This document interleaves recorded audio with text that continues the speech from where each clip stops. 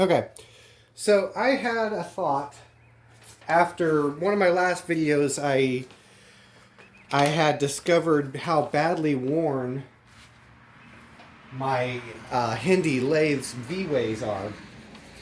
So it got me to thinking, how bad is too bad? How do you know when a machine is too clapped out to be of any value anymore, or to be salvageable, or be worth your time, worth the investment, etc., etc.? So the short answer, as far as I can determine, is it really never is too far gone, from what I can tell.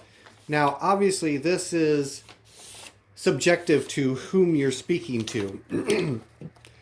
if if you were talking about someone like Joe Pazinski, he'd laugh at a lathe in this condition, and rightfully so, considering the types of work he does, what he does for a living. You wouldn't be able to tolerate a machine like this for that. But for us home gamers,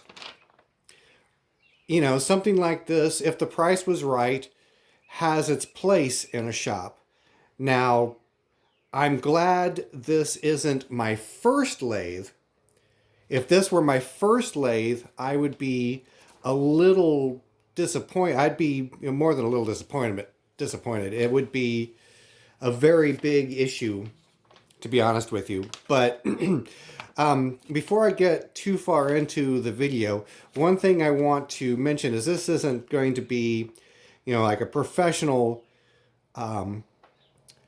video. This is mostly just my opinion and a little bit of digging I could do online. So if anybody has links to other YouTube videos that spell out details that I'm not aware of or I've missed, if you could leave a link to it in your comments, because I really couldn't find much information on YouTube about this particular subject. Now, there is information that touches on this on Practical Machinist and the other forums and whatnot. And basically, it all boiled down to the same things. It depends on you. And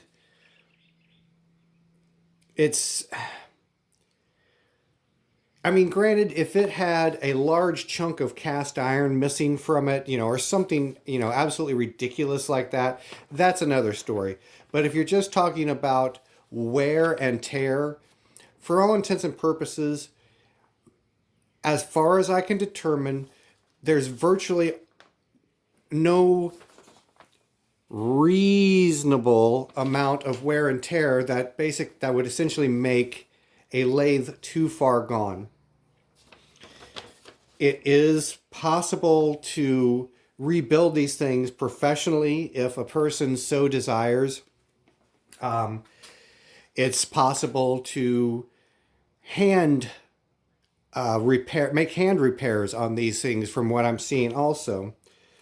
And the reality is, one of the things that I had contemplated was a little bit out there. In fact, give me just a second. I'll grab a tool for you here.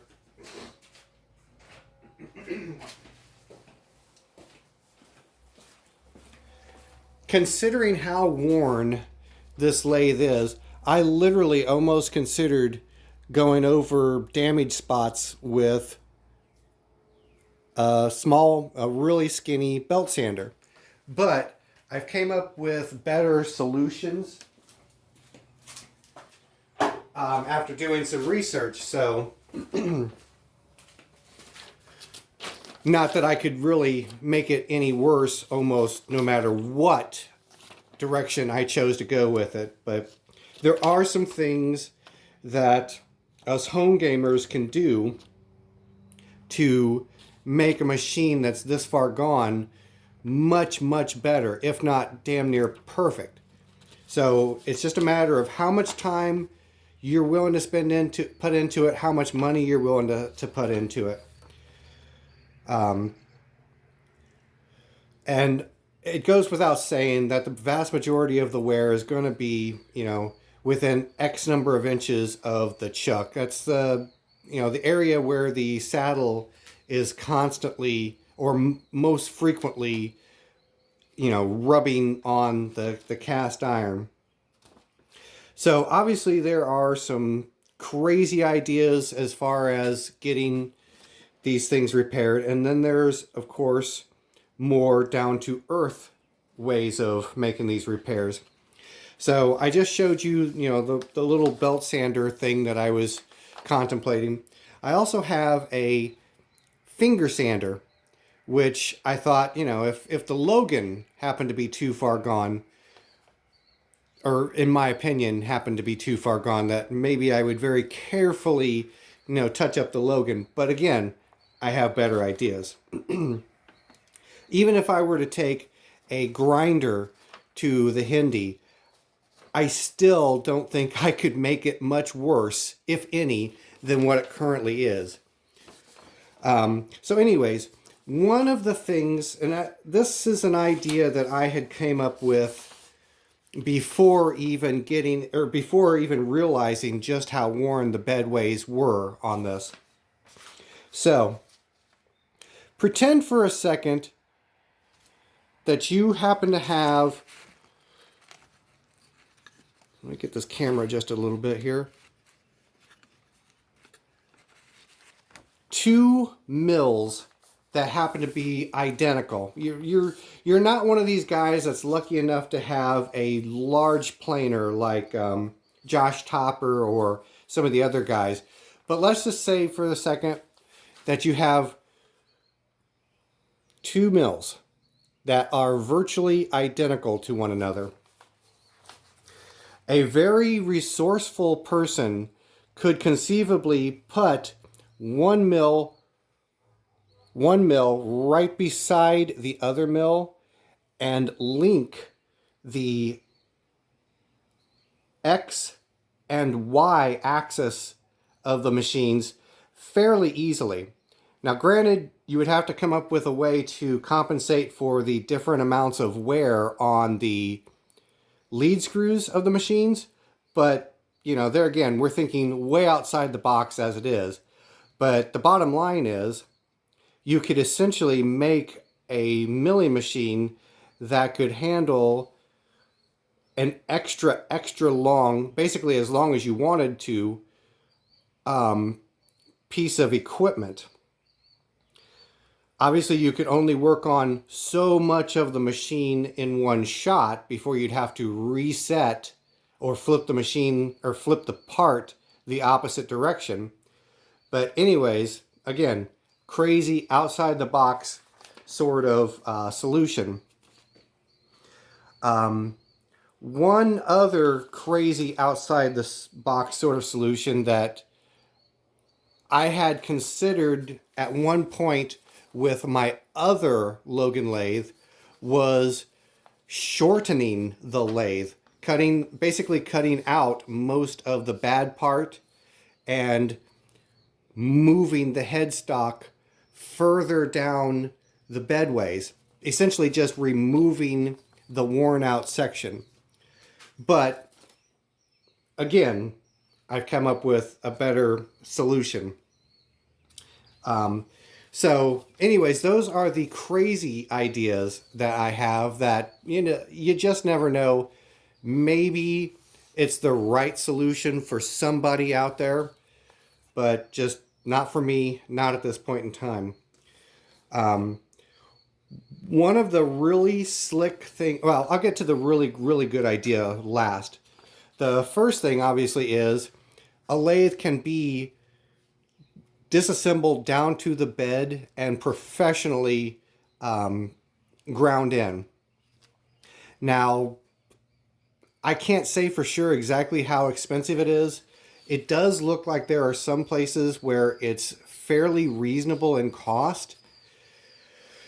Now, keep in mind, I'm one of those guys that is a major cheap ass. So I say that with a grain of salt, or take it with a grain of salt. But when you consider the cost of a good lathe, a good used lathe, I would say it would be a reasonable cost to repair a lathe that was clapped out as far as the Hindi. Of course, that's not likely the direction I will go, because I will never have time to disassemble the Hindi lathe that far. And while I love the Hindi lathe, I'm not that much in love with it, if you know what I mean. Anyways, the really slick thing that I stumbled onto on YouTube, and I'm pretty sure I saved this video. I will put a link to this video in the description of this. But the one thing I came across, somebody had built a hand plane to, basically they were, from what I could tell in the video, basically they had it set up in such a way that it was almost like a handheld shaper, if you will.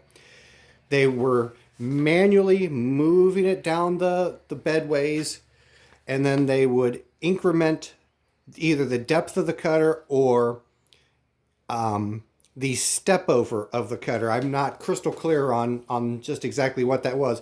Now also, the video I saw it on was, I don't know if it was a South Bend, but something with flat bedways. So it would take a different setup to do a machine with V-ways like this, but there's certainly no reason why it couldn't be done like that.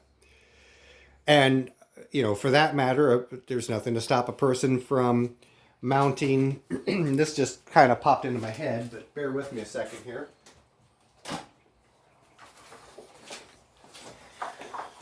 Nothing to stop a person from building a similar type of tool and mounting something like this with grinding stones to get similar results, or at the very least to get it down closer to where you can manage it with hand tools more effectively. So this is just a very, very general overview by someone who's not a professional by any stretch of the imagination. But the bottom line is, if you have the desire and you have some skills, basically you should be able to bring back virtually any machine from the precipice of disaster. And like I said, if you guys know of other videos that go into better detail or points that I've not brought up, definitely stick them in the comments section, because this has been kind of a tricky subject to do some research on. So anyways, I'm still working on putting together some ideas for another video with regards to the lathes, but I think I might try to save that video for when I'm down in Austin vacationing, possibly, or maybe when I get back. So in the meantime, next thing up is mower deck maintenance. Yay! Yeah. All right. Anyways, till next time.